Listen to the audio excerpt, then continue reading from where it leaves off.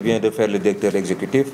Effectivement, j'enchaînerai parce que effectivement, nous avons prévu une activité avec l'ensemble des officiers médias, des clubs, pour partager avec eux comment nous devons faire encore pour mutualiser nos efforts et travailler dans la perspective de nous améliorer et de tendre vers ce qu'on appelle un peu les standards internationaux.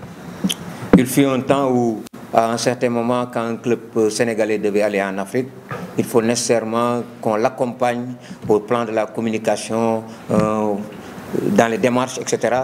Parce que nos clubs n'étaient pas formatés dans ce schéma-là. Mais aujourd'hui, les clubs ont des officiers médias qui s'occupent véritablement de la communication de ces clubs-là. Et vous avez vu, d'énormes efforts ont été faits. Des clubs même sont arrivés aujourd'hui à avoir le régie et véritablement à diffuser et à communiquer, ce qui est extrêmement important parce que ça participe de la visibilité des actions qui sont menées. Et ces actions de communication aussi doivent être rentabilisées. Le directeur l'a dit, on assiste aujourd'hui par rapport à ça, je ne dirais pas un vide juridique, mais à une tolérance qui était là, qui est en train d'être exploitée de gauche à droite et qui donne une impression d'anarchie. Et il faut réglementer. C'est pourquoi la Ligue aussi prendra ses responsabilités vis-à-vis des acteurs qui diffusent un peu partout, parce que généralement même, quelquefois beaucoup ne font pas de la diffusion, mais captent les images des équipes, les rassemblent sur une plateforme ou bien les recueillent pour pouvoir diffuser. Je pense que c'est pas commode.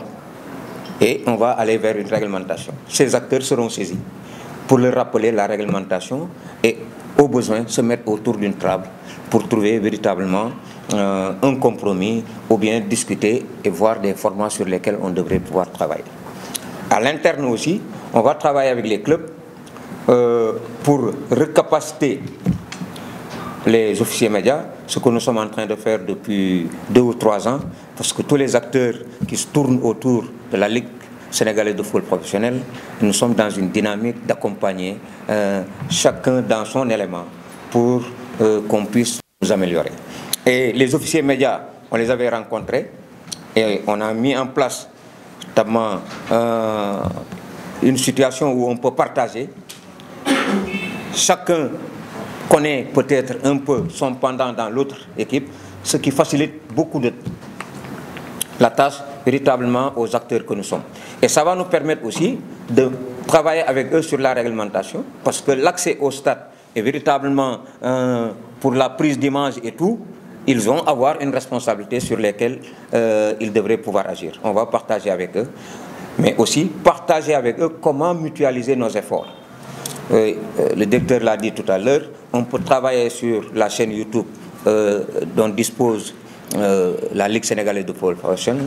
On peut aller sur une autre plateforme ou bien d'autres plateformes sur lesquelles on devrait pouvoir travailler et à la place mutualiser. Parce que quand on regarde avec les vues qui sont au niveau des plateformes, je parle peut-être dans le streaming, on se rend compte sur un match il y a 10 000 vues, il y a 9 000 vues, il y a 5 000, etc. Mais si on arrive à avoir une plateforme pour l'ensemble de la Ligue sénégalaise, ça va permettre véritablement de mutualiser, mais aussi de monétiser ces regards-là pour permettre aux clubs d'avoir des ressources additionnelles. Parce que les présidents de clubs sont très fatigués. Et c'est l'occasion de leur rendre un vibrant hommage pour ce travail qu'ils sont en train de faire, cet investissement pour maintenir ce football sénégalais, surtout la locomotive du football sénégalais dans l'élite. Que ce soit les présidents des clubs amateurs et professionnels, si le football continue véritablement à exister, c'est parce que véritablement c'est des passionnés qui investissent, d'où la nécessité véritablement aussi à la Ligue de pouvoir les accompagner pour pouvoir chercher des ressources additionnelles et permettre aux clubs d'être beaucoup plus performants. C'est l'objet de l'atelier qu'on va avoir peut-être dans les 10 jours qui vont venir et qui vont permettre de travailler avec eux sur ce que nous voulons faire, d'y associer tous les clubs, parce qu'il l'a dit, le maître mot c'est la concertation, c'est la discussion, c'est l'échange et à partir de là on peut consolider des choses et pouvoir avancer. pense que depuis le symposium, la Ligue a franchi des pas de géant.